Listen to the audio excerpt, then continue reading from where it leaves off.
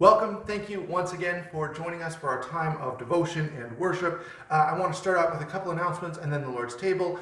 If you want to skip that portion because you're doing that yourself in your own home worship, go ahead and use the timestamp down in the description box. Let me get started with one quick announcement. I guess there's kind of two announcements, but they're related. We won't have our midweek devotional this week. The weather's not going to cooperate. But number two, we're actually thinking of doing something a little different. So we'll be discussing that at the trustees meeting this week coming up. If you have any input for that or any suggestions, please let me know, email, telephone, whatever, or let one of the trustees know and we can kind of work that out this Wednesday. And then there'll be announcements following that as to what the new plan is for our midweek devotional. Now, the video study that we've been doing on Genesis from Bible Talk TV, that will still be going out along with the questions. And if you're watching this and you're not from here at the Meaford Church of Christ and you want that, go ahead and let me know and I'm happy to send it to you as well. All right, let's take a moment. If you're at home right now, take a moment, pause the video if you need to pray or if you've got songs, and then we'll take some time for the Lord's table. All right, I want to, as we think about the Lord's table this morning, ask you what may seem like a humorous question, but I think you'll see the connection in a minute here. Have you ever had to borrow something expensive or important of someone else's? You know, I can think of times in my life where I've needed to move something and borrowed someone's truck, or I needed to get a particular job done on the car and borrowed a tool that may have been quite expensive.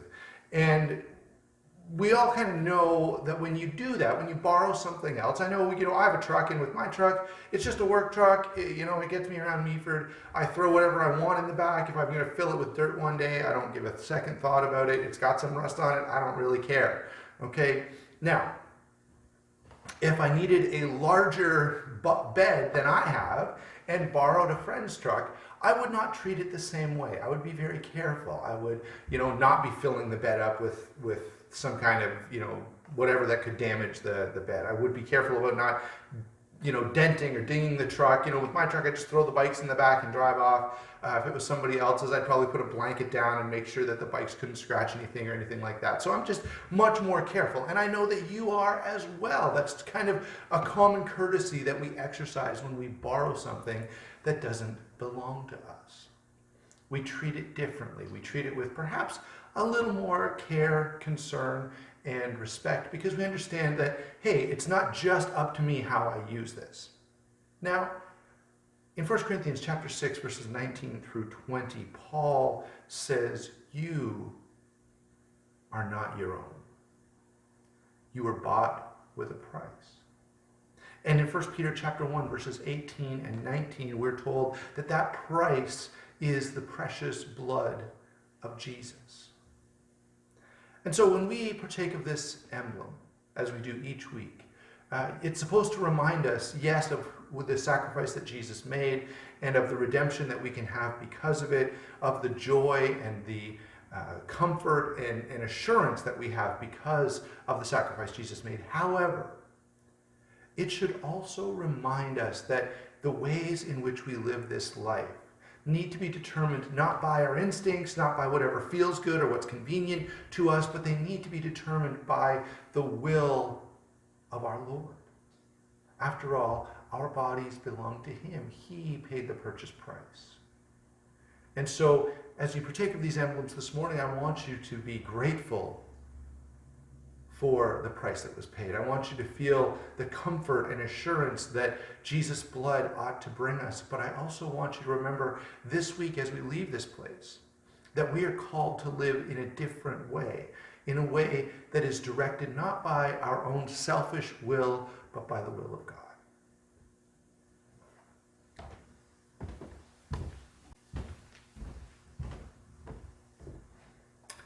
I want to talk about something this morning that could be a little, controversial.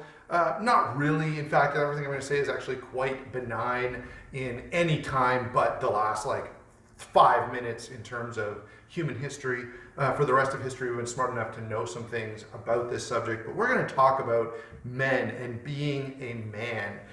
This is, gender roles and gender identity and the characteristics of men and women are one of those things that people freak out about these days. We're going to try not to freak out. And we're going to try to talk about this in a sensible, meaningful way and sort of cut through a lot of the cultural noise that surrounds this. And I will say that, there are problems with sexuality and gender in our culture, but it's not because of the characteristics of men and women. It's because of sin.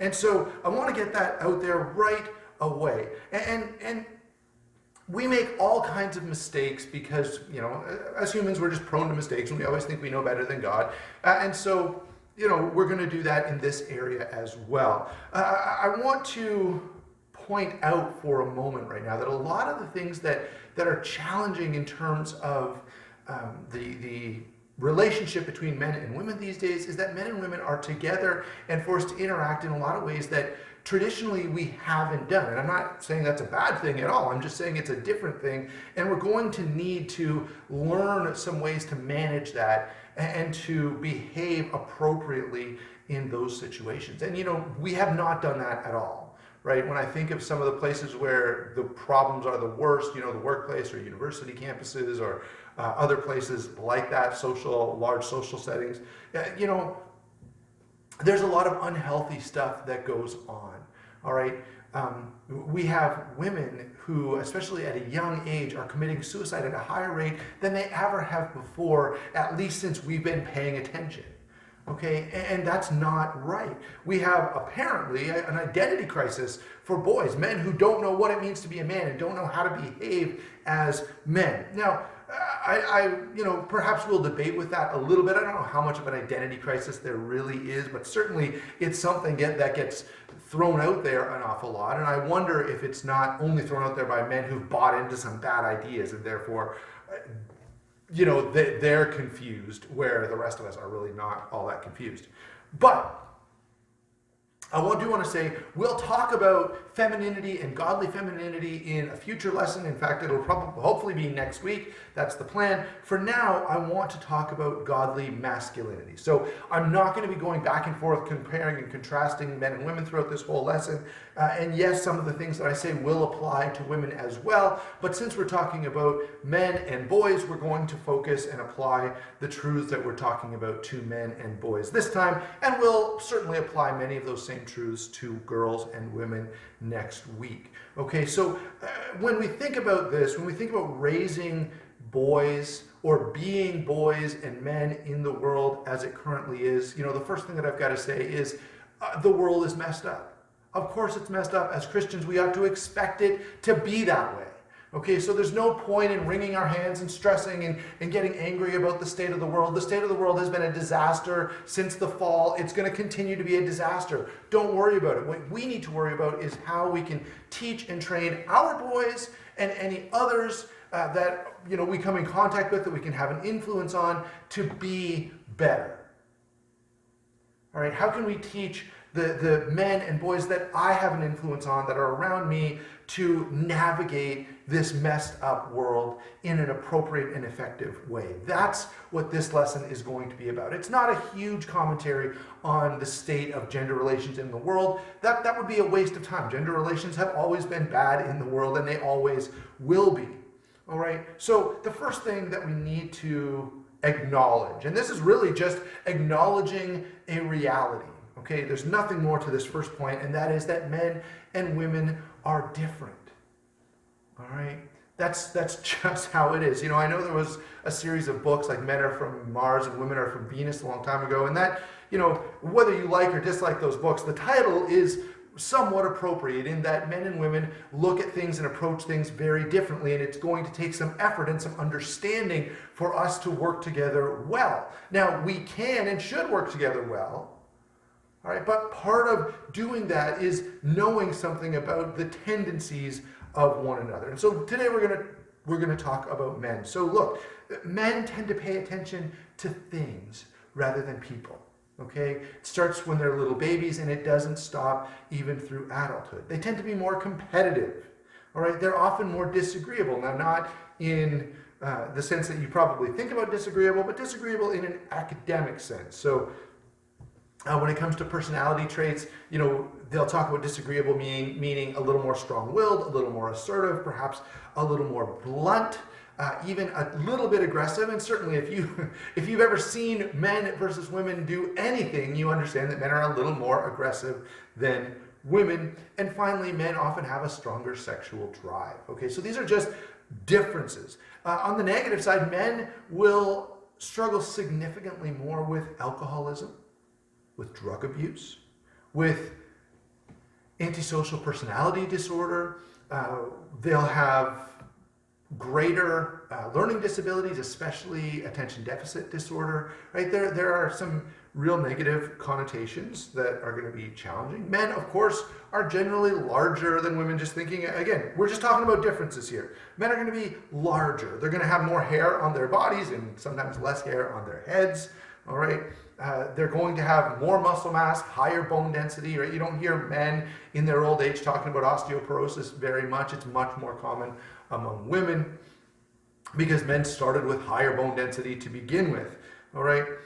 And of course, we're going to have more muscle mass and less body fat. All of those things are just natural differences that exist between men and women. Men are drawn to different disciplines. Now, before we get there, let me point out, when we're thinking about those body differences, 1 Peter tells us that we should live with our wives in an understanding way, showing honor to the woman as the weaker vessel, since they are heirs with you of the grace of life, so that your prayers may not be hindered. And again, I don't think we're meant to read anything more into this than what it says. They have weaker bodies. Right? And so the Bible also points out that there are differences here. Men are drawn to different disciplines. All right? Especially drawn to disciplines that relate to things rather than people. Okay, so things like engineering or chemistry or mathematics, right? Where it's all about out here stuff, not interactive personal stuff. And again, these are generalities. Keep in mind that when this is if you surveyed 1,000 men and 1,000 women, these are the kind of results you'd get. Obviously, there are going to be men and women who break this mold and fit some of the descriptions of others. That's not what we're saying. We're just talking about general tendencies here, okay? By the way, I should point out that, the focus on things rather than people is directly related to the so-called gender pay gap that we sometimes hear about, okay? The fact is, if you look at the kind of professions that men and women are drawn to, they're drawn to different professions that have different pay scales. All right, and that all alone explains the vast majority of the so-called gender pay gap. All right, if you look at the lowest paying disciplines, okay, the university degrees that you can finish where you're going to make the least amount of money, you'll find that when you do that, they're all highly, highly dominated by women. Right? It's just women are drawn to those kinds of careers to a greater extent than men. Again, it's not all women. That's not what I'm saying, but the point is, there are differences here. All right. Now, again, this is not the time to talk about the pay gap. This is time to talk about differences between men and women. And here's the problem. In our society, especially since, the end of World War II and the movement of women into the workforce and various, first, second, third wave feminism, there has been a response that hasn't been the healthiest response. Okay, and really, I don't think anyone is advocating for this response. I don't think feminists are out there saying, right, women are exactly the same as men and must be treated exactly the same as men in every single way, right? We should all wear suits to work. We should all, I don't think even a feminist wants to see that. But our society's response has often been this way, that, we have to pretend like there are no differences. And we have to pretend and we have to make sure that we can't, this only goes one way. Okay, we can have clubs that are just for women, but we can't have clubs that are just for men, because somehow acknowledging those differences and saying, hey, because there are different inclinations here, we can express ourselves in different ways. That's not appropriate these days. Okay, and so and I don't think that helps. Right? Rather, we should be saying there are differences between men and women, and we would expect to see those differences manifest themselves in real life outcomes. Right? And that's fine. Right? You need to give people the freedom to be who they are. Right? Now, does this mean, by the way, that, if we acknowledge the difference between men and women, we should somehow tell, our kids that they can't play with girls' toys, or we should tell our university students that they can't pursue various career paths. No, of course not. That would be insane. Right? Boys should be great at playing with babies, and girls should be great at playing with G.I. Joes or guns or whatever else they want. Right? That's not the point of this at all. And doing that wouldn't help the situation, okay? Rather, what we need to do is raise our children to accept their natural tendencies. Right? To understand that it's okay to be different, that it's okay to be masculine or feminine, regarding, depending on what gender you happen to be. All right? That's fine. Now, at the same time, we need to teach our children to control the negative aspects of those tendencies. So can boys be aggressive? Yes. But can they get too aggressive, or can they be aggressive at inappropriate times? Absolutely. And so we need to channel that energy in appropriate ways and explain that the inappropriate uses of aggression are inappropriate. Right? It's not that difficult. Instead, what we're doing is we're sort of lumping all of these bad characteristics and say, well, that's just boys. And I think it's an overreaction, perhaps, to a different approach in which there was a time where we said, well, boys will be boys. And when they get into mischief, that's just boys being boys. And when they do the wrong thing, that's just boys being boys. And when they are abusive and objectifying women, that's just boys being boys. And when they, those things are inappropriate, and it's not boys being boys. Right? But the fact that our culture has said that for a certain amount of time, by the way, completely expectedly so. We've spent since the 60s telling everyone that you should just do whatever feels good. And if you tell a bunch of boys to do whatever feels good, you can expect to see some aggression. You can expect to see sexual problems. Okay, them acting out and behaving inappropriately toward the opposite sex, because culture has spent all of its time and energy telling them to do whatever they want. Right? That was the wrong approach. The sexual revolution has been a disaster, and the whole idea that hedonism is good is defunct. And so if there is a problem, the problem is telling people that if it feels good, do it. The problem is telling people that your natural tendencies are to be embraced in every way. Right? You can't have your cake and eat it too. You can't say, well, we shouldn't let people be sexually repressed, and we should let people, do whatever they want. And then when they do whatever they want, you punish them.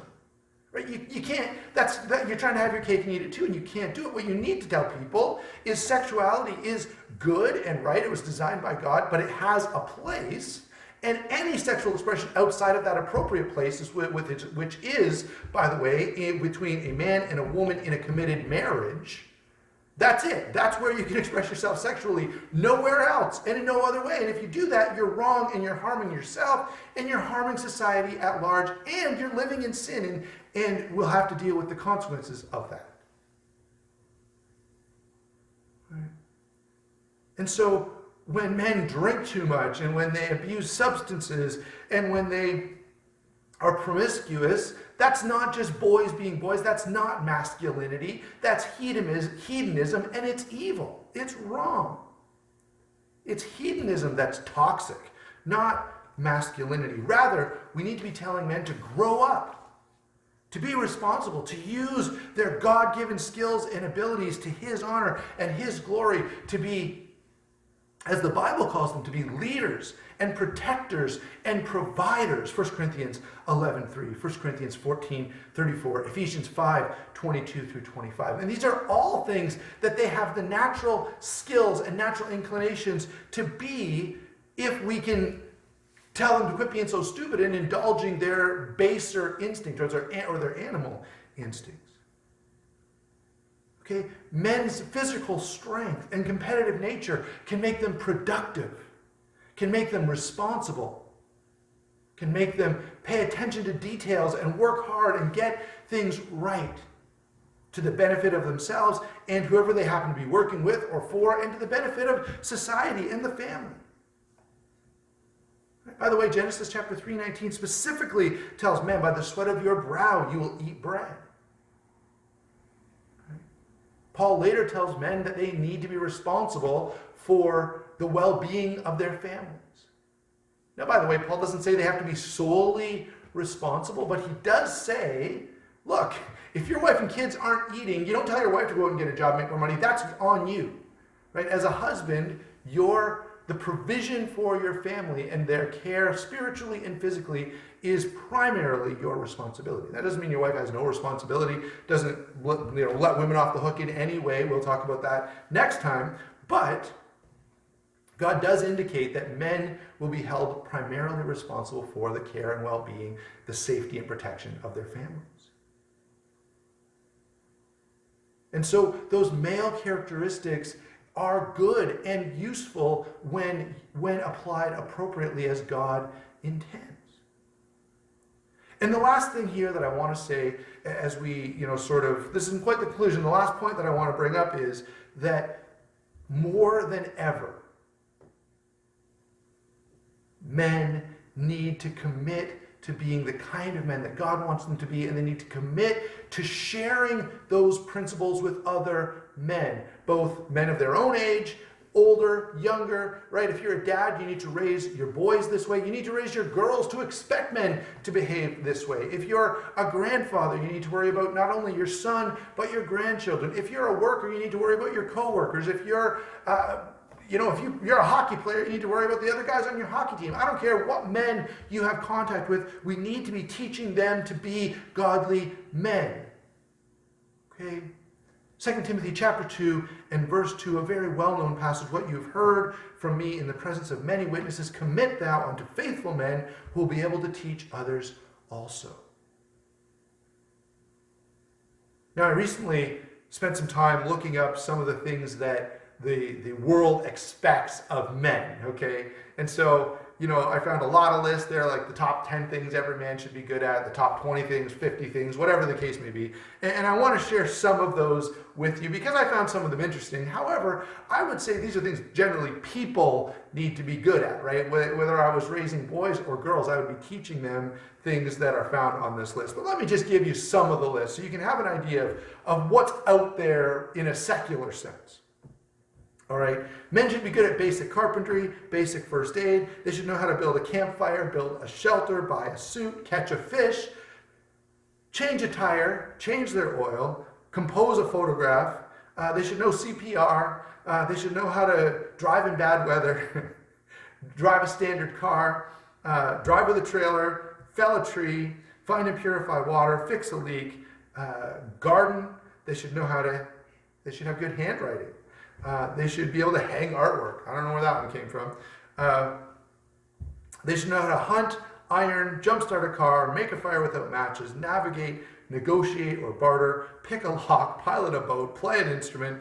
And look, this is just a long list of skills that I suppose somebody somewhere thought it would be good to have, and they specifically applied it to men. I would suggest that basically all of those skills are skills that everyone should have. These are all helpful, worthwhile things to know how to do. Tie a knot is on the list. Throw a punch is on the list. Split firewood, swim, throw a ball, right? It keeps going like this. And well, I agree that there are skills that every man should have. A lot of these things are things that you can develop over time. The main skill that needs to be developed in all men is faithfulness.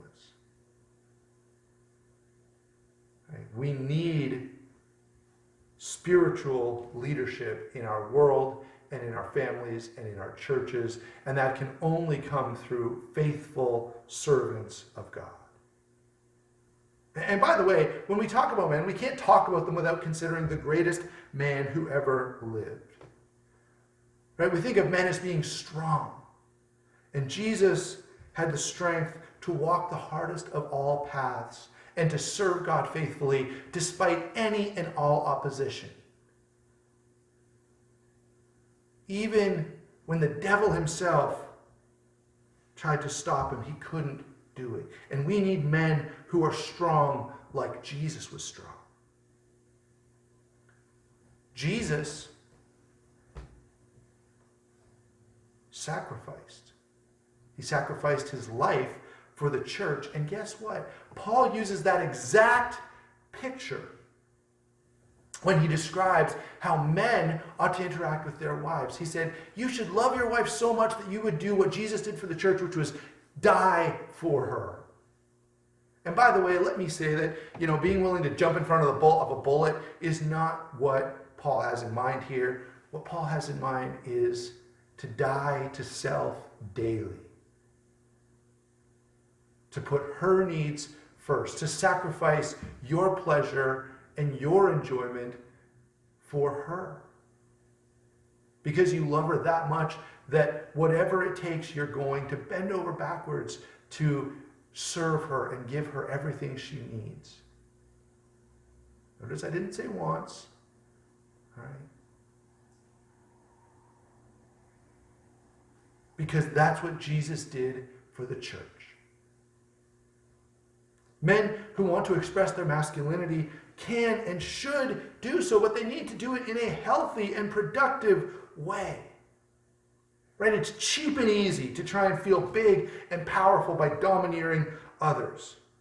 But a good man doesn't look to domineer anyone. Rather, he looks to Jesus, the author and perfecter of our faith. Manliness is about strength and integrity to do the right thing and remain faithful despite all opposition.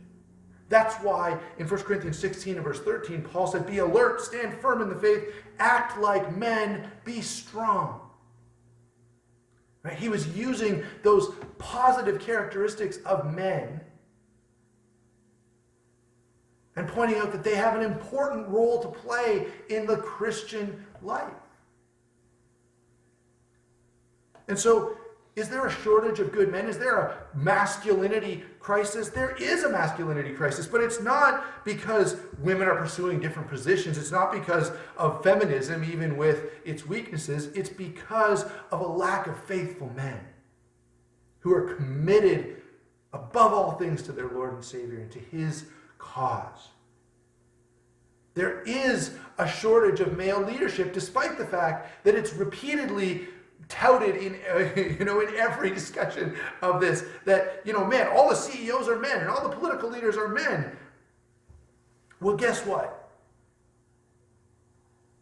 Good leadership is not about political ambition. It's not about climbing the corporate ladder. It's about men who seek to lead others to Calvary. That's the kind of leadership we need in the church, in the home, and in the world. It's not bad to be manly. It's bad to think that manliness is about domineering others and about indulging your earthly appetites.